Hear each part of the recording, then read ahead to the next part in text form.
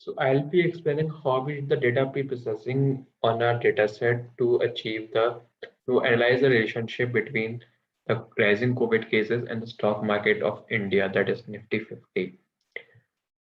So we had all the files which contained the stock prices of each Nifty 50 stock in a single CSV file. We also had another file where the COVID cases were there. Then we created a list of data frames where each data frame will contain a single stock details. We also created a data frame which contained the COVID details. Then the stock data frame contained many columns that we did not need, such as the low price, high price, the opening price, and closing price, and many other columns. We only need the weighted average price of the day. So we dropped all other columns and only kept the weighted average price. Now we had 50 data frames. Each data frame had a column named VWAP and a column named symbol but in the symbol column, the actual stock name was defined. So we replaced the column name, we renamed the column VWAP to the actual stock name so that we can merge it. And then we merged it in here.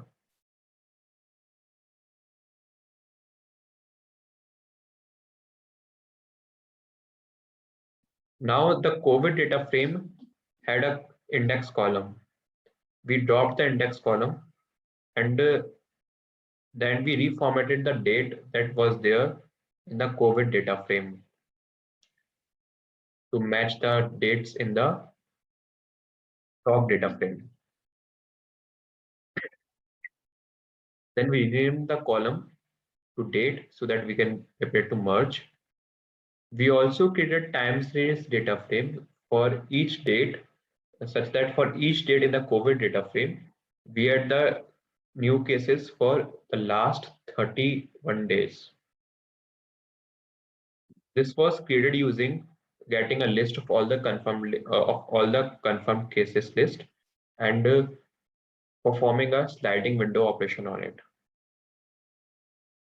This resulted in a data frame such like this, where we had all the date, the delta P, that is the difference between the last date and this date percentage, increase or decrease. The date -1, that is the last day's delta P, that is the last day's decrease percentage. And date -30, date -20, date -20, basically the current date -30, -29, -20, like this. Now we achieved the COVID DF. We merged it with the stock prices and we got the stock prices and the COVID cases time series. Here you can see we have the daily confirmed cases and all the stock prices. Now we also calculated the mean for each of the columns, that is the daily COVID cases and all the stocks. We calculated it here. Similarly for the median and the mode. All of these are also referenced in our report and quantile also. Now what we also did was that we had a timeline frame also. We had to analyze whether the timeline data frame is more suitable or only that date's COVID cases is more suitable. So we did a merge on the stock data frame and the timeline data frame also, and we analyzed it here.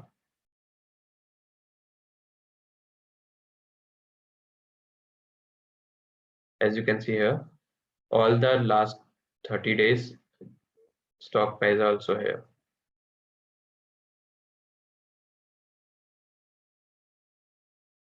Thank you. So now we'll see the data visualization part of our project.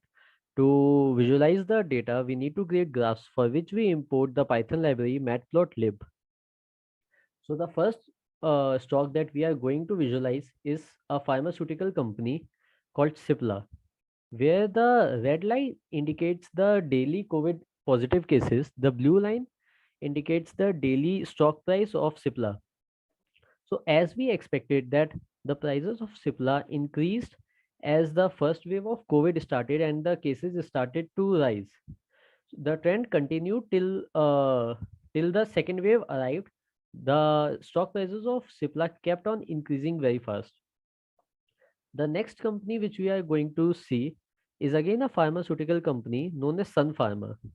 So we see a similar trend as the previous pharmaceutical company, that as the COVID cases started to increase in India, the stock prices started to increase due to the high demand of medicines at that time. The third company which we'll see is ITC, which is Indian Tobacco Company, which belongs to the consumer goods sector. So in this company, we see some reverse trends than the previous two companies. Earlier, the prices of the stocks were good for ITC, but as soon as COVID cases started to rise in India during the first wave, the company's stocks saw a downfall and kept on going down till the end of the first wave, where the company's stocks gained some stability and started to rise again when the COVID cases were reducing and the lockdowns were being removed. Okay, this is Saurabh here. Now we will see how to find frequency distribution as well as how to use these frequency distributions to find or to do the hypothesis testing of the data so that we can really get something out of our data. Yeah, so we install a library known as fitter. Fitter library finds the best fit curve for a distribution of data. So from fitter, we install all the common distributions that we have, that are Burr, gamma, beta, as well as the other distributions. And after getting the distributions from the fitter library, what we do is we just simply read the dataset into a pandas data frame, and we just plot it using the displot function. After that, as we use this frequency distribution to plot the data, we see that for the distribution, which is number of COVID cases, count of COVID cases, we see that it follows kind of normal or kind of beta distribution, which we'll see using fitter library. So as soon as we fit all these COVID data timeline daily confirmed values using the fitter library, and we say we are checking for gamma, log normal distribution, beta distribution, Burr distribution, and normal distribution, and we just fit it in through this function and find out the summary. Basically, we are trying to find the best fitting curve which has the least sum squared error. So in this we can see that beta distribution take has 9.7 into 10 e to the power minus 10, that is 10 raised to the power minus 10 value, which is the least square sum error. So we can just say that this our COVID data follows the beta distribution. So beta distribution is not a normal distribution, which this fact will be used earlier when we are doing the hypothesis testing. Yeah, so now we move on for finding the various distributions for various companies, which are the stock prices. Company by company, we'll try to find which companies follow which type of frequency distribution for the stock prices. Yeah, for all the stock prices that are listed in the NIFTY 50 companies, we just run over a loop using for, and for each company in the company names, we try to fit the same distribution, which are gamma, log normal, beta, Burr, and normal distributions onto the data that is given. And we are trying to get the best fitting curve using the method of least sum square errors, which is frequently used in data analysis. Yeah, so if we try to append into a temporary array and try to print for each which is the best fitting curve. So we can find that for HCL Tech, for HDFC Bank, beta distribution is the best. For Bajaj Auto Finance, beta Bharti, as well as Coal India, log normal. So for various companies, we have different type of distributions. Here, one thing common to note is that major of the companies don't follow normal distribution. They are either beta, gamma, or bar. So it is also a non-normal distribution that the company stock prices are following. Yeah, so we'll look ahead. So what we try to do next is we try to find out which companies follow non-normal distribution. For finding out companies which follow non-normal distribution, we try to eliminate all the companies names which follow normal distribution from the total company names. So we find out that Reliance and Nestle India are the two companies that follow normal distribution. So since these two companies are removed from the normal distribution, so now we have all the companies that are non-normal. So now we know that frequency distribution of stock prices and COVID cases both are non-normal. So now we can proceed ahead for the hypothesis testing. This frequency distribution is very essential in finding out what kind of test we should apply, because if the distribution is normal, we have the test which are like KS test, chi-square test, something else. And for non-normal distribution, the test which we are applying is Kendall-Tau correlation coefficient test, which basically gives us a p-value which says that is there a probability, or what is the probability, or what is the chance for null hypothesis to be true. Now what is null hypothesis?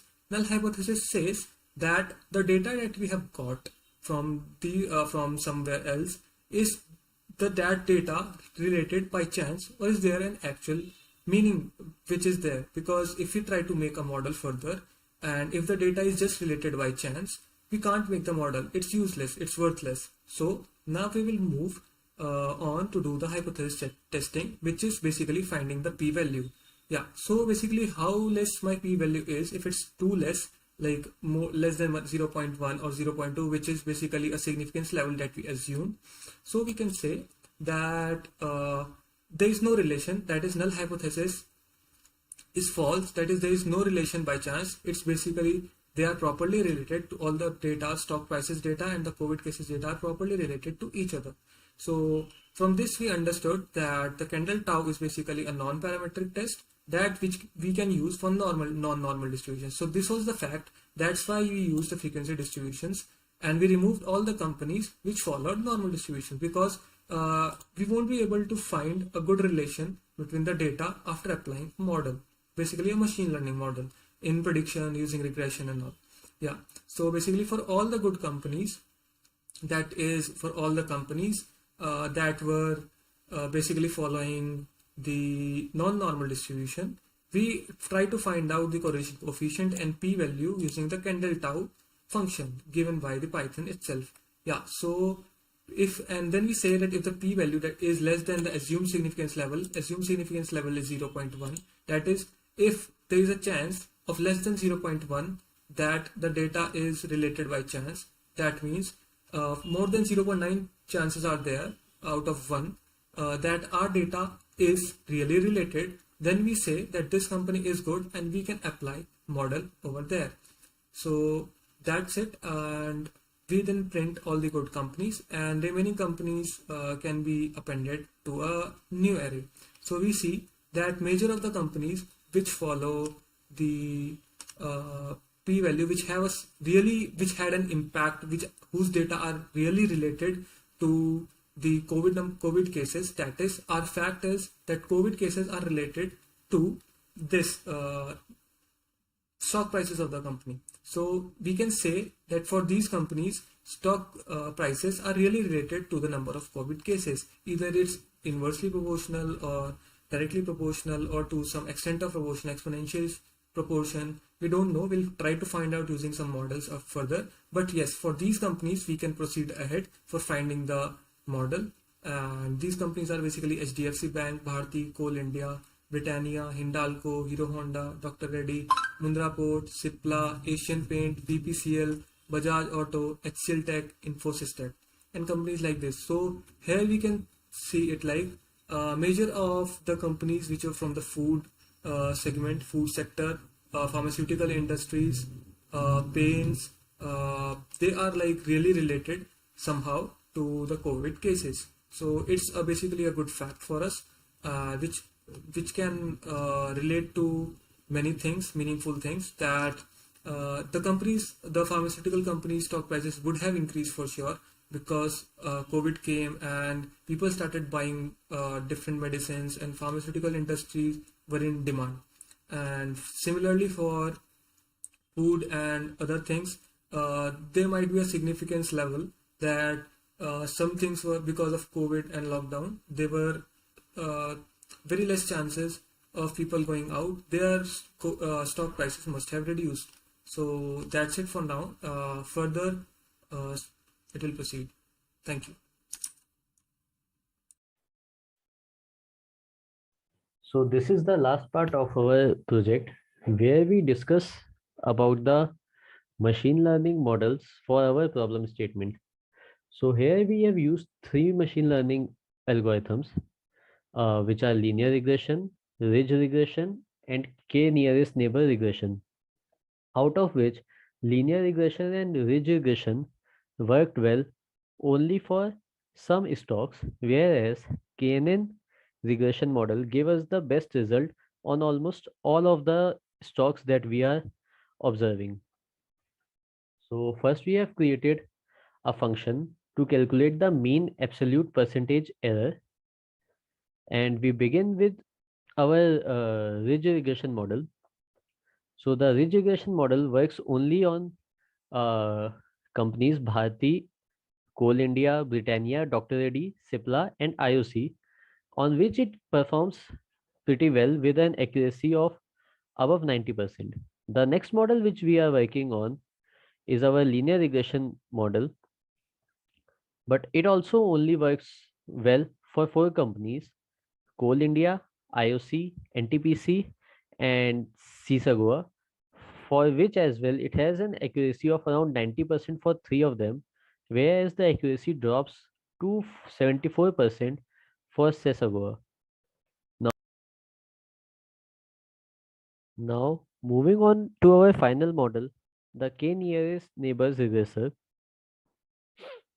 with a 80-20 split between the test and the train, between the train and the test sets, we get an accuracy of approx 86% for each of our stock prices, which is the best by far among the all three models. So we have decided to keep KNN as our final model for this problem statement.